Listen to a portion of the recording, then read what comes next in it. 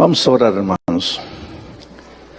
Padre amado que estás en los cielos, Señor, abrimos nuestro corazón, abrimos nuestra mente. ¿Cómo necesitamos oír tu voz? Necesitamos ser curados, necesitamos ser animados. A veces en reuniones como esta hay tanta gente herida, tanta gente que sufre, gente que está enfrentando circunstancias difíciles en su vida. Manifiéstate esta noche, Señor, en la plenitud de tu poder. Haz maravillas, haz milagros. Que cada hermano vuelva a su tienda, a su barraca, a donde va a dormir, con la seguridad de que tú le has hablado personalmente. Y porque no quiero que sea el ser humano que hable, vamos a abrir el texto bíblico. Y solo vamos a tratar de sacar las lecciones del texto para aplicarlas a nuestra vida. En el nombre de Jesús. Amén. Muy bien, hermanos, el texto para hoy está ahí en la Biblia. Ahí está. Antes de leer el texto quiero hacerles una pequeña introducción. El otro día yo estaba...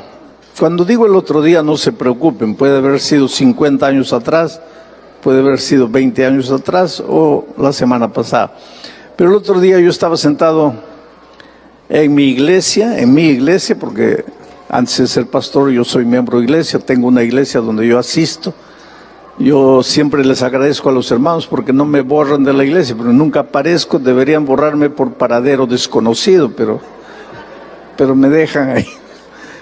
Pero yo estaba sentado ahí y el pastor fue adelante para predicar. Y lo vi sin Biblia en la mano. Y como somos los viejos, ¿no? A mí como que no me gustó mucho. Pero entonces el pastor metió la mano al bolsillo y dice: hermanos, vamos a leer el texto bíblico. Y sacó el iPad y comenzó a leer el texto bíblico. Y yo observé que algunos hermanos mayores, así como yo, como que no se sintieron bien, ¿no? Como preguntando, ¿y la Biblia? Pues es que los tiempos cambian, hermanos. Y nosotros los viejos, en lugar de hacerles problemas a los jóvenes, tenemos que irnos adaptando a los tiempos. Porque antes de que Gutenberg inventara la imprenta, ¿cómo eran las Biblias? En pergaminos, eran en rollos, y muchos rollos. Entonces el predicador llegaba al púlpito con los rollos, y cuando abría el rollo estaba abriendo la palabra de Dios.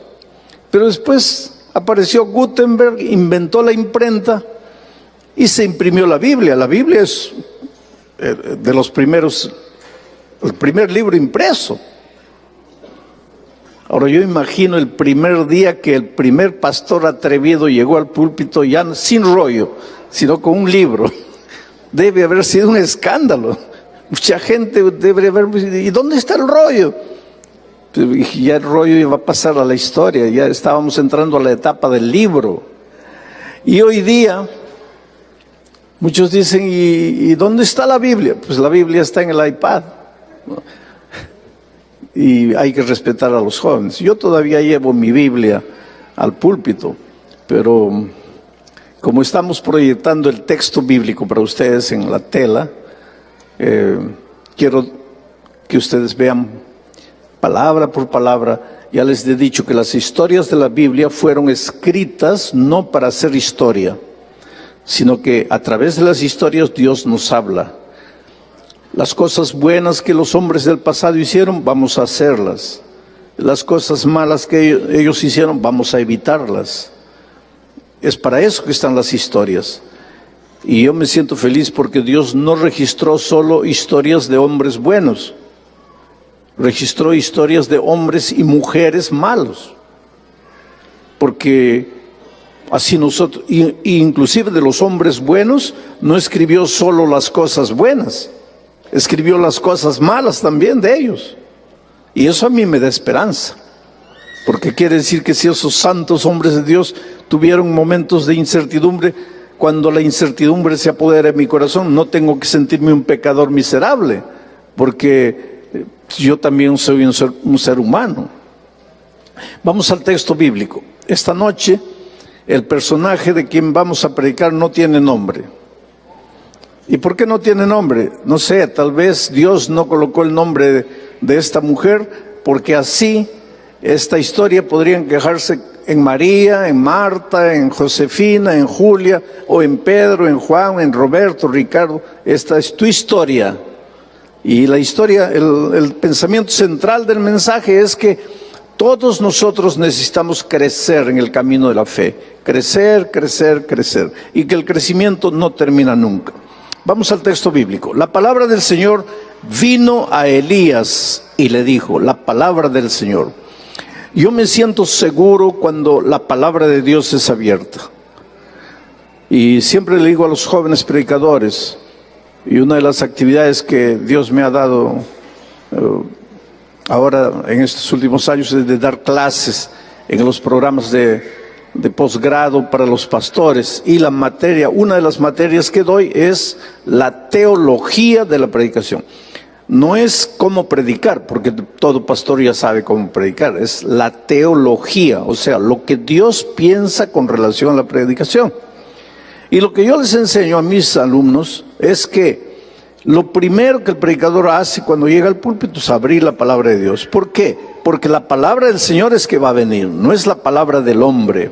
Hay dos tipos de sermones, el sermón temático, donde el hombre piensa lo que va a decir, después va a la Biblia para buscar apoyo para lo que él quiere decir.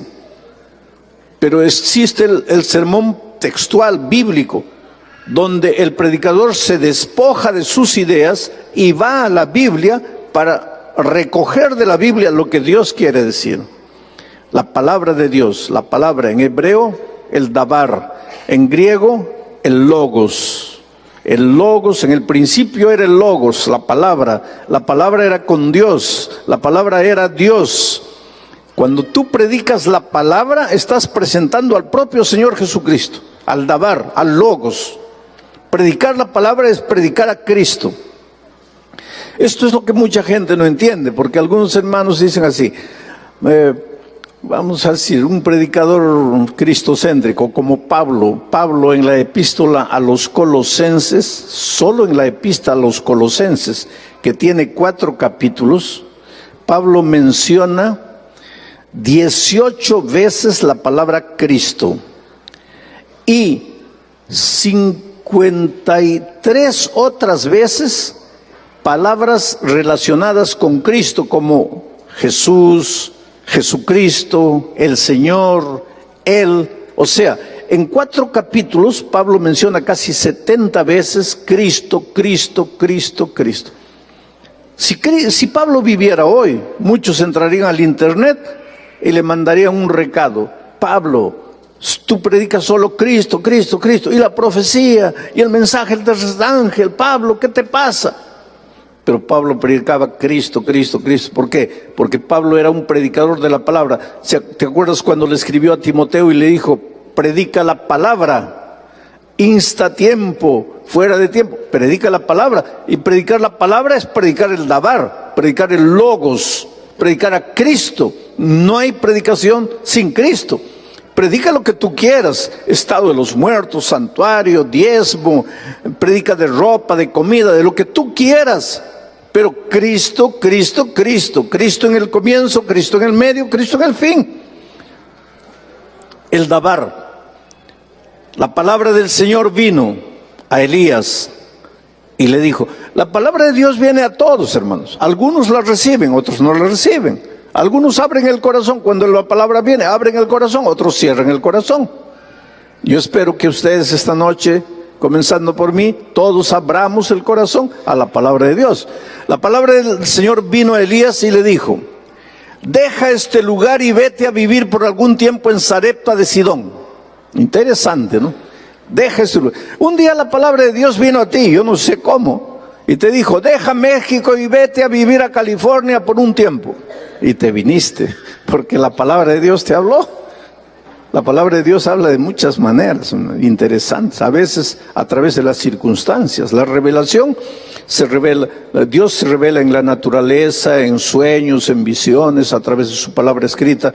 Yo prefiero que Dios me hable a través de la palabra escrita, Por eso estudio la palabra de Dios. Es más seguro que querer sentir la voz de Dios. Yo no creo mucho cuando alguien dice así: esta mañana Dios me despertó a las 2 de la mañana, me ha dicho que les predique esto. Yo no creo mucho eso. Ahora, si me dijeran: esta mañana Dios me despertó a las 2 de la mañana y empecé a estudiar la Biblia y encontré este mensaje, ahí sí yo creo. Porque Dios habla a través de su palabra, no a través de, no, que me incomodó, me dijo, no. Todo lo que Dios ya te dijo está en su palabra. Por eso vea la palabra, abre la palabra y gasta tiempo analizando el texto bíblico y tratando de sacar las ideas de la palabra. La palabra del Señor vino a Elías y le dijo: deja este lugar, vete a vivir por algún tiempo en Sarepta de Sidón. ¿Por qué le dijo Dios eso? ¿A quién se le dijo? A Elías. ¿Por qué le dijo a Elías? Porque Elías, en el nombre de Dios, se presentó al rey Acab. ¿De dónde era Acab? El rey de Israel. Al rey de Israel. No debería ser el líder del pueblo, no debería llevar al pueblo a la entrega completa al Señor Jesús, sí, pero a veces los reyes fallan, y en este caso Acab falló, y él falló porque se casó con una muchacha que no era del pueblo de Dios, y la influencia de esta muchacha fue tan grande en él que lo corrompió. ¿Cómo se llamaba la esposa de Acab? ¿Te gustaría llamarte Jezabel? No, lógico, porque el nombre de una persona simboliza su carácter, y ¿quién quiere ser como Jezabel, no? ¿Sabes dónde había nacido Jezabel?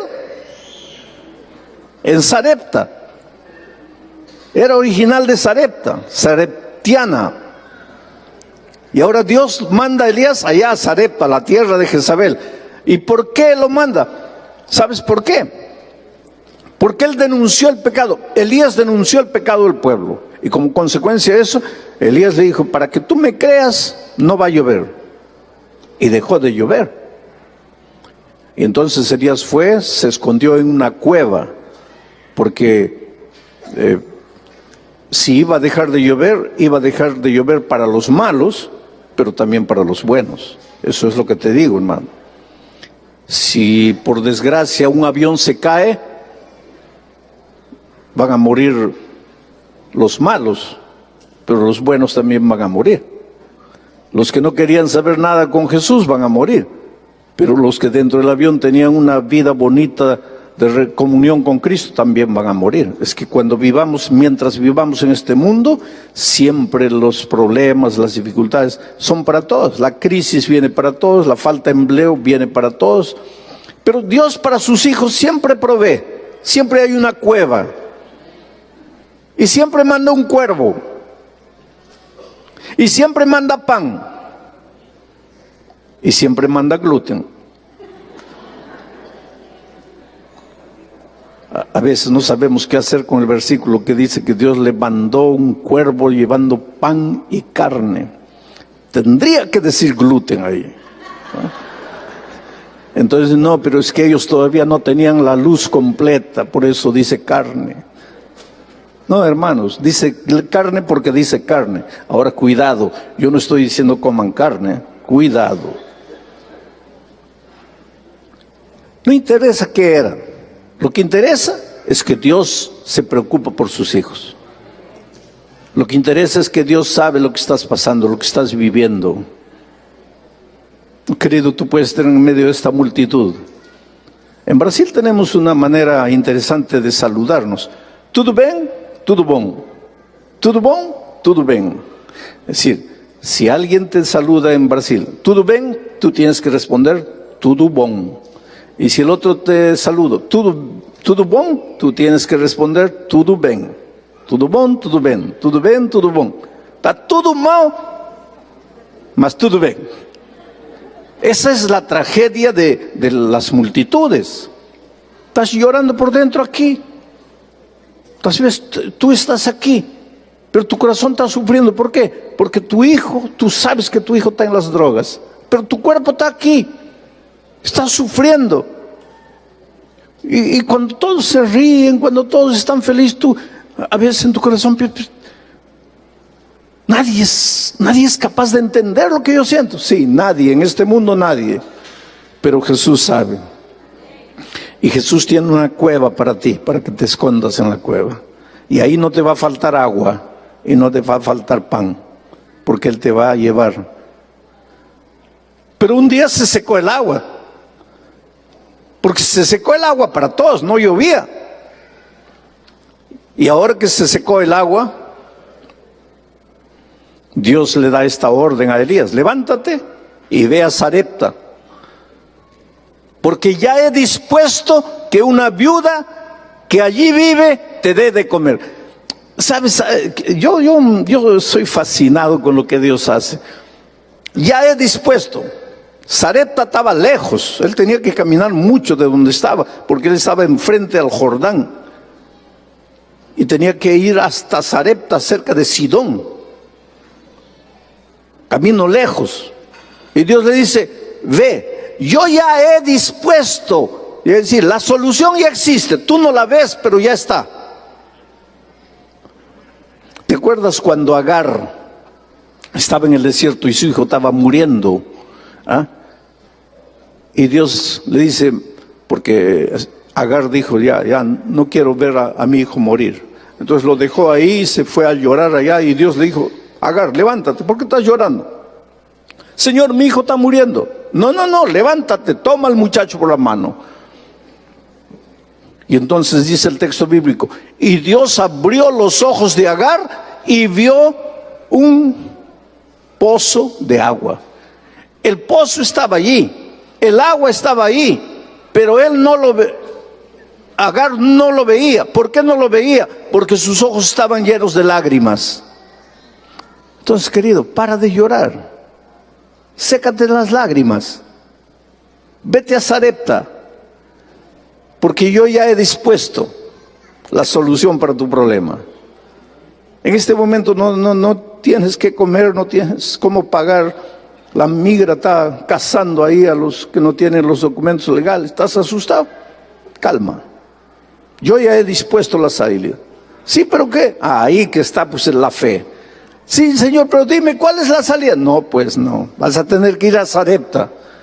No, pero aquí no, en Sarepta, ve a Sarepta. Yo ya he dispuesto que vas a comer allá. Yo ya he dispuesto una viuda que está lista esperándote allá. Resulta que la pobre viuda ni sabía que Dios ya la había escogido para hacer la solución para su siervo. Bueno, él fue. Ahora mire, Elías abandonó ese lugar y partió.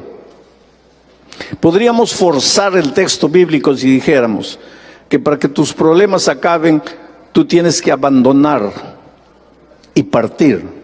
¿Abandonar qué? Tal vez no el lugar, pero abandonar tu pesimismo, abandonar tu derrotismo, abandonar tu mediocridad, tu miedo, tu temor, abandonar tu falta de fe. Yo te digo en el nombre de Dios, no hay nada que Dios no pueda hacer por ti. Querido, escúchame. Mamá angustiada, triste, no hay nada que Dios no pueda hacer por ti. Tu hijo va a volver. Tú lo vas a ver en el reino de los cielos. Todas las historias que le has contado cuando eran niños, todas las musiquitas que le has cantado para que se duerma de niño, no se ha muerto, no se ha perdido. Pero abandona tu miedo, abandona tu pesimismo, cree en la palabra de Dios y parte. Elías abandonó ese lugar y partió para la tierra de la promesa. ¿Cuál era la tierra de la promesa para él? Sarepta. Israel estaba esclavo, Dios le dijo: sal de aquí, parte. Y Israel partió. ¿Partió para dónde? Para Canaán. Todos nosotros un día tenemos que partir para el plan maravilloso que Dios tiene preparado para nosotros. Pero ¿cuál es ese plan? No necesito explicártelo. Dice Dios: ve con fe, parte. Y partió a Sarepta. Cuando llegó a la entrada de la ciudad, vio a una mujer que recogía leña. Ahí comienzan las cosas. Dios dice: yo ya he preparado una viuda lista ya. No era viuda rica, Era una viuda pobre, pobrecita, recogiendo leña para cocinar. Es que las soluciones de Dios no caben en el raciocinio humano. Las soluciones de Dios son aparentemente locas. Dios toma lo insignificante del mundo para sacudir a la estructura completa. Cuando llegó a la entrada de la ciudad, vio a una mujer que recogía leña. Era viuda. Elías la llamó y le dijo: te ruego que me des a beber un vaso de agua. Agua es lo mínimo, querido, que un pobre puede tener. Agua. Sin comida puedes vivir, sin agua no vives. Sin comida puedes resistir muchos días, sin agua no. Te deshidratas y mueres. El agua es más vital para el cuerpo que la comida. Y nadie le niega un vaso de agua al pobre, al necesitado, ¿no es cierto? Nadie le niega un vaso de agua al que necesita. Y entonces Elías le pide: dame un vaso de agua. Y ahí va la mujer por el agua, cuando Elías la llamó y le dijo: me estaba olvidando una cosa, también tráeme un poco de pan. Cualquiera diría: este Elías es un confianzudo de primero, ¿no? Ya le está dando agua, ahora quiere pan. No se trataba de querer. Dios le había dicho: yo ya he establecido una viuda, va a ser tu solución. Pero ¿cómo una viuda? Una viuda pobre. Sí, no me preguntes cómo, yo ya he establecido. A veces los milagros no ocurren en tu vida porque tú te preguntas cómo. Y milagros no se explican, hay que creer. ¿Te acuerdas cuando Jesús le dijo a la samaritana: dame de beber? Y la mujer preguntó: ¿pero cómo? Jesús después de pedirle: dame de beber, le dijo: si tú me pidieres, yo te daré el agua de la vida. Y la mujer pregunta: ¿pero cómo puedes sacar el agua si el pozo es hondo y tú no tienes una cuerda, no tienes un balde? ¿Cómo vas a hacerlo? Y yo te diría como Jesús le dijo a Pedro: ¿y a ti qué te importa? ¿Tú crees lo que te estoy diciendo? Sí, pero como una viuda pobre me va a solucionar el problema. No te preocupes. Porque tú, buscando soluciones humanas, buscarías al hombre rico. Y Dios tiene para ti la solución, no con el hombre rico, sino con la viuda pobre. Porque los caminos de Dios son misteriosos. Una cosa es: cree en la palabra de Dios, parte a la tierra de tus sueños, de la promesa bendita. Dios nunca te llevará a un lugar a donde su gracia no te acompañe. Parte, ve, acepta la promesa divina. Pero entonces continúa el relato. Miren cómo el mensaje sale del texto de una manera maravillosa. Pero ella le respondió: te juro por el Señor tu Dios que no he cocido pan. Solo me queda un poco de harina en la tinaja y unas gotas de aceite en una vasija.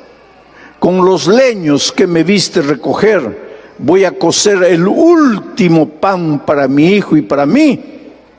Después de comerlo, nos dejaremos morir. Ahora miren cuántas ideas maravillosas en este texto. Primero, la mujer estaba comenzando su experiencia de fe. Y todos empezamos nuestro peregrinaje de fe en algún momento de la vida. Todavía la mujer estaba lejos de Dios. Para ella, Dios era el Dios de Elías. Cuando tu Dios es el Dios del pastor, no va a suceder mucha cosa en tu vida. Pero cuando tu Dios sea tu Dios, ahí tú vas a ver los grandes milagros. Por eso es que tú no tienes que contentarte con la experiencia de los otros. Tú toma tu propia experiencia. Yo siempre le digo a mis hijos: yo el día que me muera no voy a tener dinero para dejarles. Pero como quisiera dejarles la confianza que Dios me ha enseñado a tener en Él.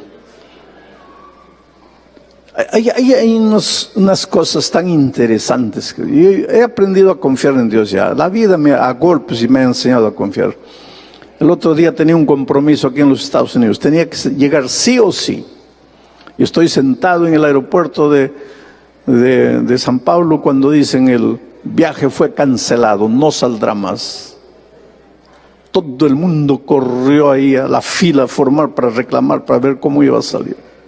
Y entonces por el altoparlante dijeron, pero hemos encontrado 3 lugares en otra compañía, pero solo irán personas que están enfermas, casos así excepcionales.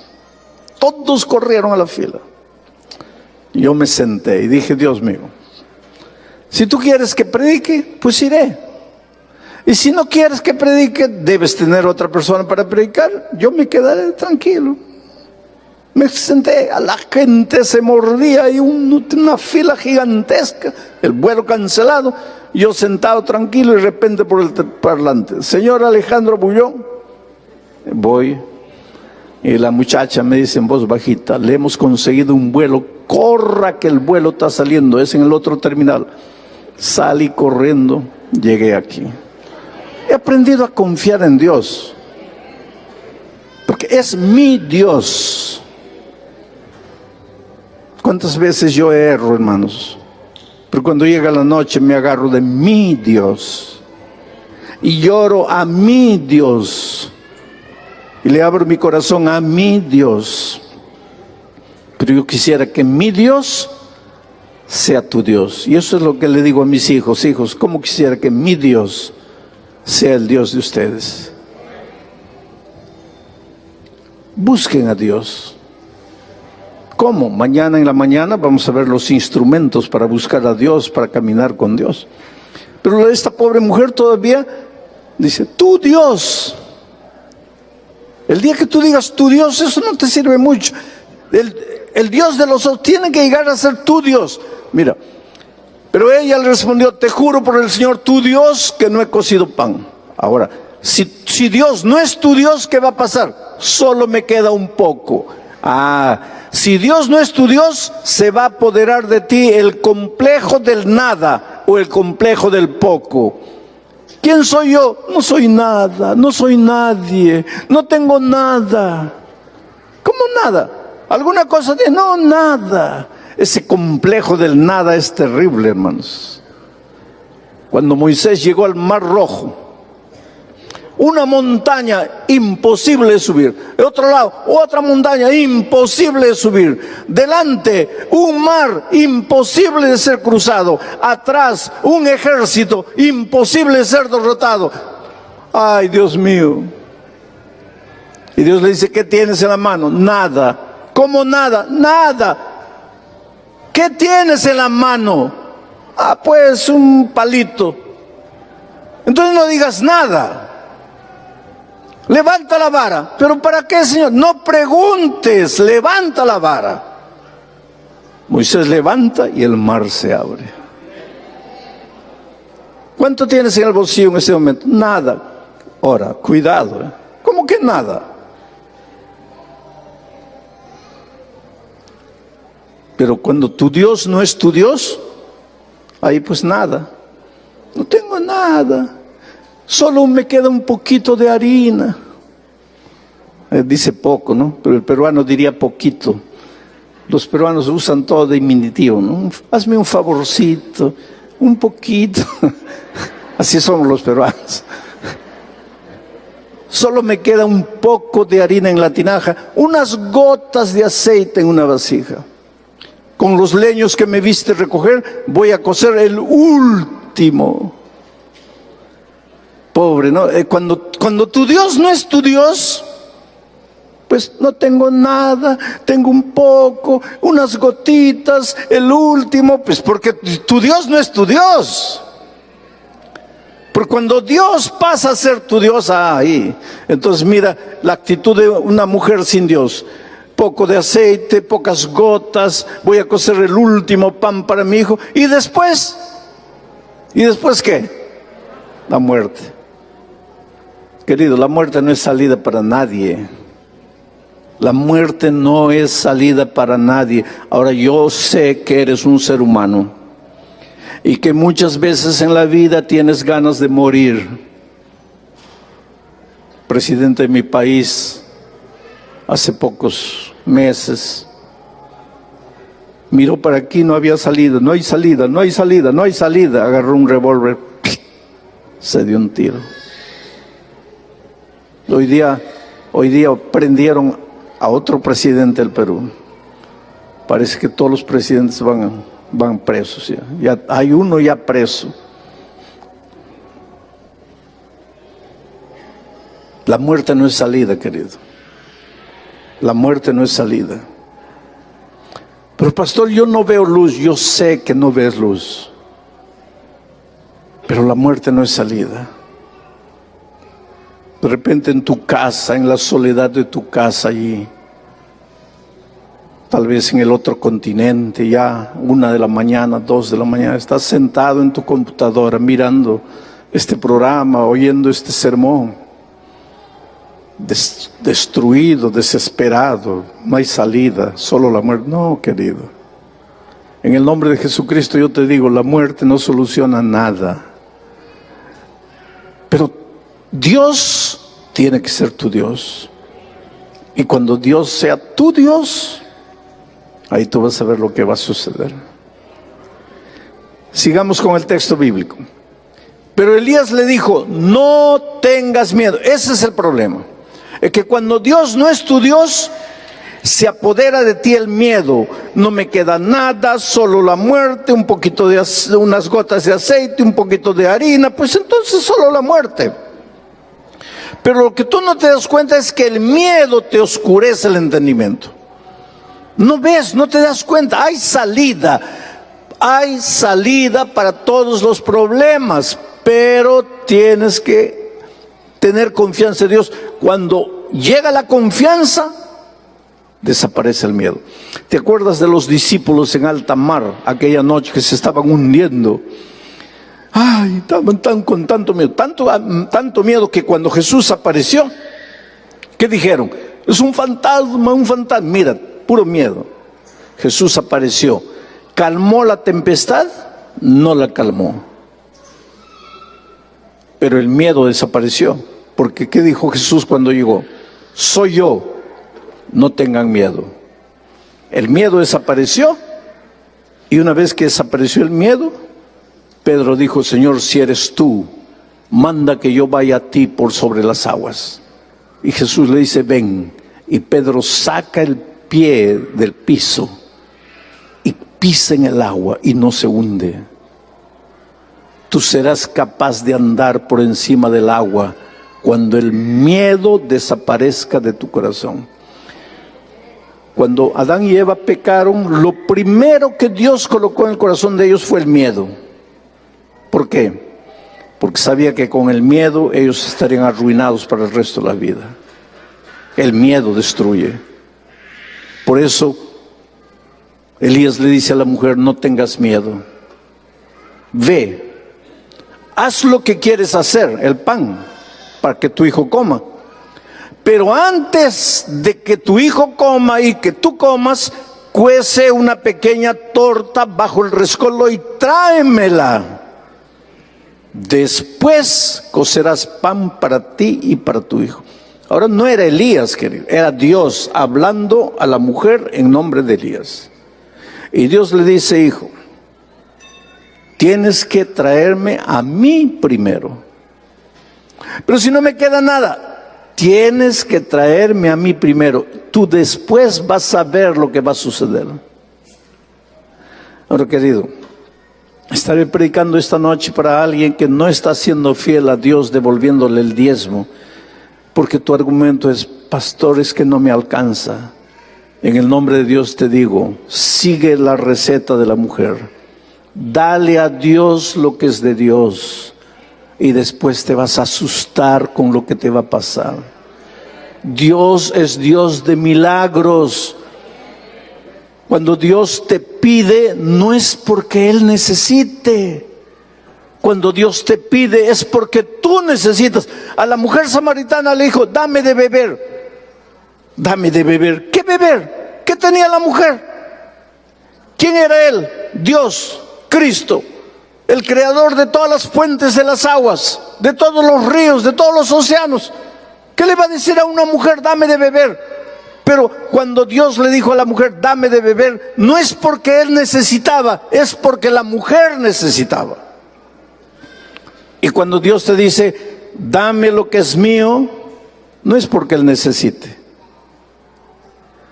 es porque tú necesitas.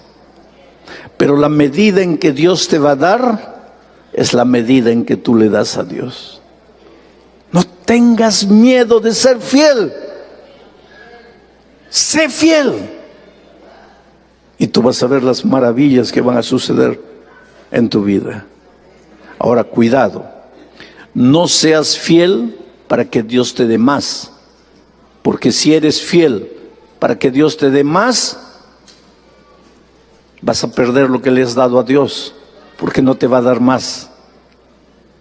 ¿Qué, pastor? Tienes que ser fiel porque Dios es Dios, aunque te dé más o aunque no te dé nada. Te voy a contar una historia. Le pusieron de nombre Juan Langosta después de lo que sucedió. Juan plantaba trigo verde, bonito, floreciente. Y él fue un día a la notaría y dijo, yo quiero registrar mi tierra a nombre de Dios. El notario le dijo, ¿estás loco? ¿Cómo Dios, a nombre de Dios? No, sí, porque la tierra no es mía, la tierra es de Dios. Quiero a nombre de Dios. No, pero ¿y Dios no tiene el DNI? ¿Cómo le hacemos? Bueno, colócame a mí como procurador de Dios, pero la tierra a nombre de Dios. Todo el mundo se reía en el pueblo, ¿no? Se reía porque un loco, pero era un loco de fe. Y un día vino la plaga de las langostas. Y venía, así como un nubarrón negro, venían las langostas. Y todo el mundo desesperado, llorando. Juan tranquilo. Porque él decía, la tierra es de Dios, el trigo es de Dios, nada va a pasar. Las langostas vinieron, pasaron por encima de todos los trigales sin tocar, llegaron al trigal de Juan, limpiaron el trigal de Juan. Ahí cuando terminó el trigal de Juan, levantaron vuelo y se fueron. Ahí todo el mundo comenzó a reírse de Juan. Las langostas no le hicieron nada a nadie, solo a Juan. Dije, ¿y Juan, qué pasó? Y Juan preguntó, bueno, ¿la tierra es de quién? De Dios. ¿El trigo es de quién? De Dios. ¿Las langostas son de quién? De Dios. ¿Dónde deben comer las langostas de Dios? En la chacra, en el terreno de Dios. Pero a la semana siguiente el trigo comenzó a reverdecer, a florecer. Y ese año él cosechó más que todos sus vecinos. No seas fiel haciendo un intercambio de favores con Dios. Yo te doy para que me des más. Si no me das más, no te doy. Espera, ¿qué quieres hacer con Dios? Tú tienes que ser fiel porque Él es Dios. Pero Dios nunca va a dejar de cumplir su promesa. No tengas miedo. Elías le dijo, no tengas miedo, ve, haz lo que tengas que hacer, pero antes cuece una pequeña torta bajo el respaldo, tráemela, después cocerás para ti y para tu hijo. El Señor, el Dios de Israel me ha dicho, no va a faltar harina en la tinaja, ni va a disminuir el aceite en la vasija, hasta el día en que el Señor haga llover sobre esta tierra. No te va a faltar. Y la viuda creyó. Y la viuda hizo lo que Elías le dijo.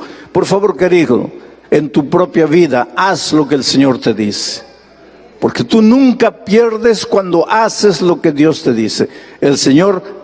La viuda hizo lo que Dios le dijo. Y los tres comieron durante muchos días. Muchos días. Esa es la promesa de Dios. Traed todos los diezmos al alfolí y haya alimento en mi casa, dice el Señor, y os abriré las ventanas de los cielos hasta que abunde. ¿Dice así? No, hasta que sobreabunde. Muchos días, muchos días. Y tal como el Señor se lo prometió a Elías, no faltó harina en la tinaja ni bajó el nivel del aceite en la vasija. Qué maravilla, ¿no? Si la historia terminara ahí sería linda. Pero un día, y es que mientras vivamos en esta tierra siempre habrá un día, pero un día. Todo es maravilloso, pero un día. Pero un día, ¿qué pasó? El hijo de la viuda cayó gravemente enfermo y se murió. Los hijos de los hombres y mujeres fieles a Dios también mueren. Mientras estemos peregrinando en el desierto de esta vida, siempre va a haber un pero un día. Parece que todo te va bien, Dios te bendice, Dios te conduce, pero un día. Esa es la realidad de esta vida. Por eso tienes que estar siempre dependiendo de Dios. Ahora, aunque los días sombríos lleguen a tu vida, no te desesperes. ¿Qué pasó? Pero un día el hijo de la viuda cayó gravemente enfermo y se murió. ¿Y ahora qué pasó? Entonces ella le dijo al profeta: ¿qué tengo yo que ver contigo, varón de Dios? Varón de Dios. Ese profeta vivía una vida tan linda que todos lo veían como el varón de Dios. Yo le digo eso todas las mañanas al salir de casa, del hotel, a Dios: Señor, que las personas vean un varón de Dios en mí. Soy un ser humano como cualquiera, tengo defectos, tengo errores, cometo tonterías, pero quisiera que el pueblo de Dios vea un varón de Dios. Veían en Elías un varón de Dios. ¿Qué le dijo la mujer? Has venido a hacerme recordar mis pecados. Porque esta es la naturaleza humana, hermanos. Cuando te pasa algo malo, lo primero que piensas es ¿qué cosa? Es por causa de mi pecado. Es por causa de mi pasado. ¿Y quién no tiene un pasado, no es cierto? ¿Quién no tiene algo de qué arrepentirse, de qué llorar? Pero yo te digo, en el nombre de Dios, no te desesperes. Las cosas malas que te pasan no son por causa de tu pecado, son por causa del pecado. Porque un día el pecado entró a este mundo y malogró todo. Y hoy día estamos peregrinando en un mundo de dolor.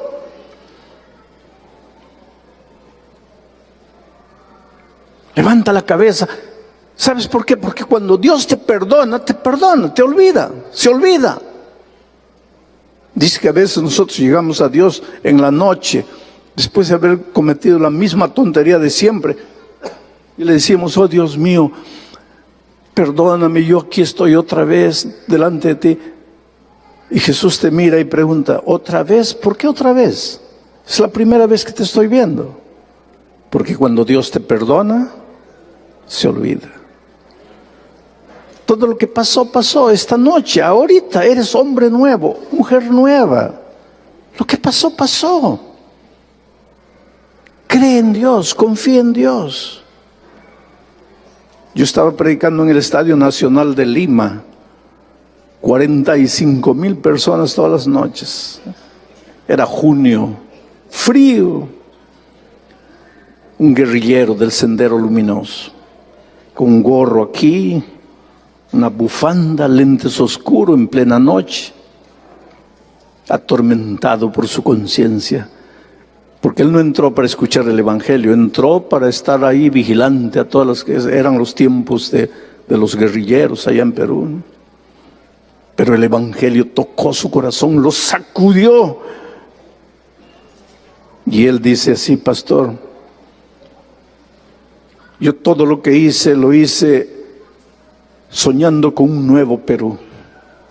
Y si para construir un nuevo Perú hay que derramar sangre, yo estaba dispuesto a hacerlo. Pero esta noche entendí que toda la sangre que tenía que ser derramada ya fue derramada en la cruz del Calvario. Pero ahora, pastor, ¿qué quiere que haga con mi vida?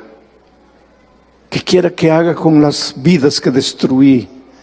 Con la sangre que derramé. Para mí no hay perdón. Pero yo te digo esta noche, hay perdón para ti, querido. No importa lo que hiciste, no importa dónde te fuiste, hay perdón para ti. Y si el dolor está tocando la puerta de tu corazón, no te preguntes: Has venido a hacerme recordar mis pecados. No, no tienen, tu dolor presente no tiene nada que ver con tu pecado. Es con el pecado que reina en este mundo. ¿Has venido a hacer que mi hijo se muera?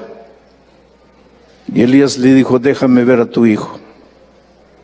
Y ahora miren, y Elías le dijo, déjame ver a tu hijo, y se lo quitó de los brazos y le llevó al lugar donde él dormía, donde el niño dormía, y lo recostó sobre su cama. Y luego clamó al Señor.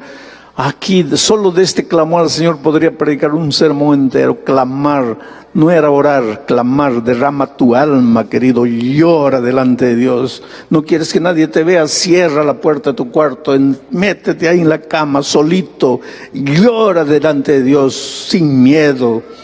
Clama a Dios, clama. Y Elías clamó a Dios, y el Señor... Y le dijo, Señor, mi Dios. Pues es lindo clamar cuando Dios es tu Dios, ¿no?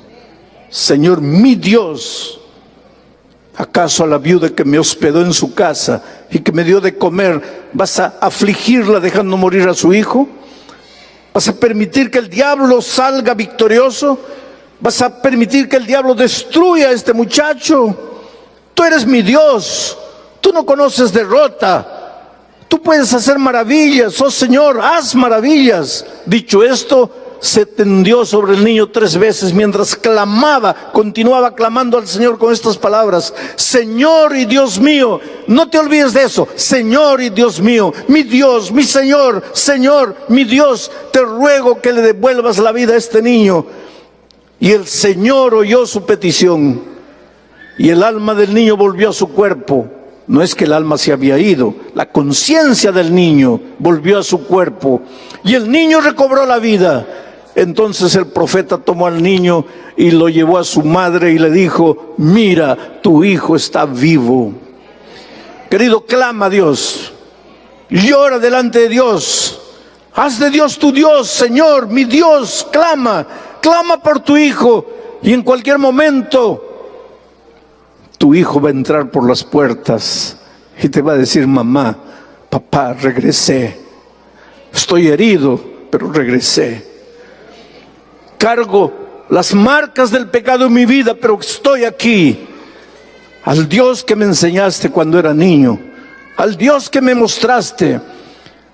Por lo tanto, esta noche vuelve, pero vuelve feliz, porque el Dios de Israel es tu Dios. Y Él no te olvidó. Y Él no se recuerda de tu pasado. Y Él está dispuesto a hacer maravillas por ti. Voy a pedirle a Zaida que venga para cantar, porque mientras ella canta, si esta noche quieres decirle: Señor, yo quiero que seas mi Dios, mi Señor, yo quiero clamar a ti, y clama por el motivo que tú tengas. Yo no sé cuál es la lucha que tú tienes. Clama en tu corazón a Dios mientras Zaida está cantando. Levántate, ven por los corredores, ven por aquí, vengan aquí adelante, y después yo voy a clamar con ustedes juntos. Vamos a orar. Padre amado que estás en los cielos, una vez más, Señor, te agradecemos por todas las actividades del día, porque tu Espíritu se ha movido, porque muchos están tomando decisiones en su corazón, porque estamos aprendiendo, porque estamos congregados, juntos, alabando tu nombre. Y ahora, Señor, al final del día, una vez más, suplicamos la presencia y el trabajo maravilloso de tu Espíritu Santo. Tu Espíritu inspiró hoy al escritor bíblico, y suplicamos que esta noche ilumine nuestro entendimiento para sacar las lecciones que pueden ser aplicadas a nuestra vida. Muévete, soberano, esta noche una vez más, en el nombre de Jesucristo. Amén. Queridos, el texto para esta noche está en el segundo libro de Samuel. Voy a pedir que coloquen en la tela el texto. ¿O soy yo el que? No. Segundo de Samuel, ahí está. Segundo de Samuel, capítulo 11. Voy a leer 3 versículos en la noche. Pero el personaje central de esta noche es Urías. Urías era eteo, otros le dicen hitita. Cuando el pueblo de Israel entró a Canaán, a la tierra prometida, la tierra de Canaán estaba habitada por los jebuseos, los amorreos, los cananeos, los heteos. Urías era de la tribu de los heteos. Muchos de los habitantes originales de Canaán, entre ellos Urías, se convirtieron, quiere decir, aceptaron al Dios de Israel y se convirtieron. Entonces, Urías es uno de ellos. Se unió al pueblo de Dios y se unió al ejército de David. Es como si pudiéramos decir así hoy: tú eras de una iglesia y conociste el mensaje bíblico y aceptaste el mensaje y ahora viniste a vivir el conocimiento pleno de la palabra de Dios. Voy a abrir un paréntesis para explicarles lo siguiente. El otro día yo estaba estudiando la Biblia con un joven y a medida que le iba explicando, sus ojos se comenzaron a brillar, se comenzó a emocionar. Un joven, ¿cómo le llama catequista, un maestro de Biblia en su iglesia. Se comenzó a emocionar y me dice: pastor, ¿quiere decir que yo toda mi vida estuve equivocado? Toda mi vida estuve equivocado. Y yo le dije: no. Pero usted me está mostrando que la palabra de Dios dice otra cosa. Y yo le dije: no, tú no estabas equivocado, tú estabas creciendo. Y te voy a explicar eso, porque a veces nosotros no hacemos evangelismo. A veces, por más sinceros que seamos, no hacemos evangelismo, hacemos proselitismo. Y hacer proselitismo no es hacer evangelismo. ¿Cuál es la diferencia entre hacer proselitismo y hacer evangelismo? Hacer evangelismo es explicar el evangelio, alcanzar con el evangelio a las personas, mostrarles el evangelio. Eso es hacer evangelismo. Naturalmente que el evangelio no es solo que Jesús te salva.